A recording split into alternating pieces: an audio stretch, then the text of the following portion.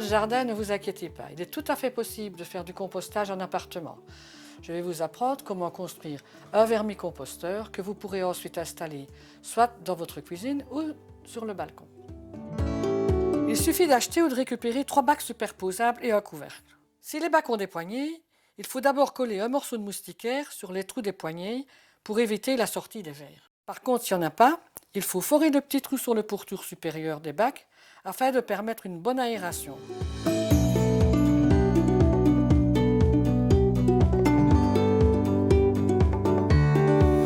Ensuite, dans le fond des bacs du premier et deuxième étage, on va forer des trous de 4 à 5 mm de diamètre pour permettre aux vers de se déplacer entre les étages.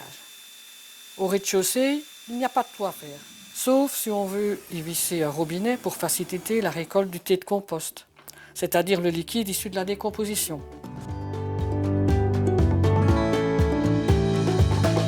C'est bien aussi d'y déposer un plat incliné pour faciliter la remontée des vers tombés accidentellement dans le liquide. Après avoir bâti la maison, nous allons nous occuper de l'intérieur et de ses habitants. Dans un vermicomposteur, ce sont de petits vers qui réalisent la décomposition de nos déchets. Dans le premier étage, nous allons préparer le garde-manger des vers. On commence par y déposer 10 cm de litière composée de feuilles mortes, broyats, carton déchiqueté et humidifié. On y installe ensuite une bonne quantité de vers, 30 à 60. On peut se les procurer chez une autre personne qui fait du vermicompost ou encore dans un magasin de pêcherie, sans oublier de préciser que ce sont bien des vers de terreau que l'on veut. On laisse les vers sans déchets ménagers pendant une bonne semaine parce qu'ils doivent vraiment s'adapter à leur nouveau milieu. S'ils sont bien actifs après cette semaine, on peut ajouter une fine couche de déchets faciles à digérer, tels que les feuilles de salade, épluchures de bananes ou de pommes, fans et épluchures de carottes ou de radis. Au fil des jours, on augmente petit à petit les quantités ajoutées, sans oublier d'alterner bien sûr du vert et humide et du brun sec. Veillez aussi à maintenir une humidité raisonnable, par exemple en utilisant des cartons pour absorber l'humidité des déchets. Quand on a beaucoup de déchets organiques à jeter, on ajoute un deuxième étage, dans lequel on procède de la même manière qu'au premier. Quand les vers n'auront plus rien à manger au premier étage, ils vont spontanément monter vers le deuxième. On pourra alors récupérer le terreau du premier étage en retournant le contenu du bac sur un carton. On retire les quelques vers restants et on les remet dans le composteur. Mais attention, ce terreau de compost est très riche. Il doit être mélangé à de la terre avant d'être utilisé pour le repotage des plantes. Ensuite, on peut inverser les bacs et on continue à remplir le bac du premier puis du deuxième étage. Le bac du bas, lui, recueille tout le liquide issu de la décomposition des déchets. Ce liquide, appelé thé de compost, est un engrais très riche, à utiliser uniquement après dilution, à raison d'un verre de liquide pour 10 verres d'eau. Attention, il faut régulièrement vérifier le niveau de liquide dans le bac inférieur si on veut éviter des débordements. Concrètement, voilà ce que nous pouvons donner à manger à nos vers. Des épluchures, des restes de fruits et légumes, du marc de café, des sachets de thé, des fleurs fanées, des feuilles mortes, du carton non imprimé, mais toujours bien découpé. Certains aliments par contre sont à éviter. Les agrumes, l'ail, les sauces, les oignons, parce que les vers ont du mal à les digérer. Enfin, pour éviter les mouchettes ou encore de mauvaises odeurs, il vaut mieux éviter les déchets de viande, les déchets de poisson, les produits laitiers et même le pain.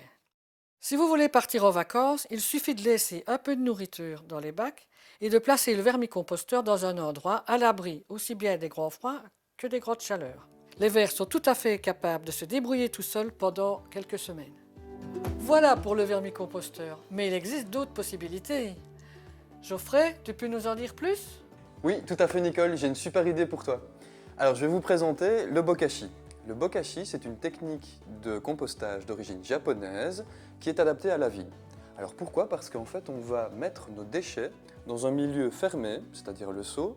On peut donc le laisser à l'intérieur et ça ne va pas sentir mauvais.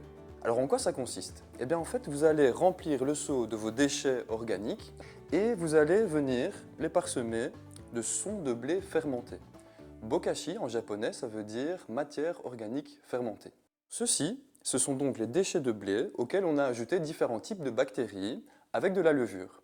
Ces bactéries travaillent en anaérobie, c'est-à-dire que c'est un milieu dépourvu d'oxygène, en l'occurrence le seau qui est ici. Une fois que vous allez venir parsemer chaque couche, le principe, c'est que les bactéries vont décomposer cette matière sans créer de pourriture. D'accord ? Donc vous n'allez pas avoir une matière qui se décompose, ça garde la même allure. Par contre, vous allez avoir quelque chose qui est enrichi. Tous les bons nutriments vont être directement disponibles pour votre sol. Alors maintenant, on va s'intéresser au système. Vous pouvez soit trouver directement sur Internet des pots de bokashi comme ceci, soit le bricoler vous-même. C'est très simple.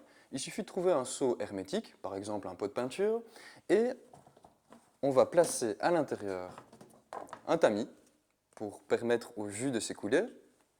Et pour récolter ce jus, eh bien, on va percer simplement le fond du pot et on va placer un robinet pour pouvoir faire notre engrais. Alors, ce qui est chouette, c'est qu'il y a deux applications possibles. La première, ça va être d'utiliser les déchets pour directement enrichir votre sol pour les cultures, votre compost ou directement vos plantes d'intérieur. La deuxième utilisation, ça va être de récolter le jus qui est issu de vos déchets organiques dans le fond. Et avec ce jus, on va créer un engrais qui est tout à fait naturel. Pour que vous puissiez l'utiliser à la maison, rien de plus simple, vous allez simplement prendre vos déchets verts par exemple et venir les prédécouper. En prédécoupant les déchets, vous allez pouvoir avoir quelque chose qui est utilisable pour l'entrée dans votre sol et c'est beaucoup plus pratique que d'avoir des grands déchets. On place les déchets dans le fond et on va essayer de former une couche bien constante.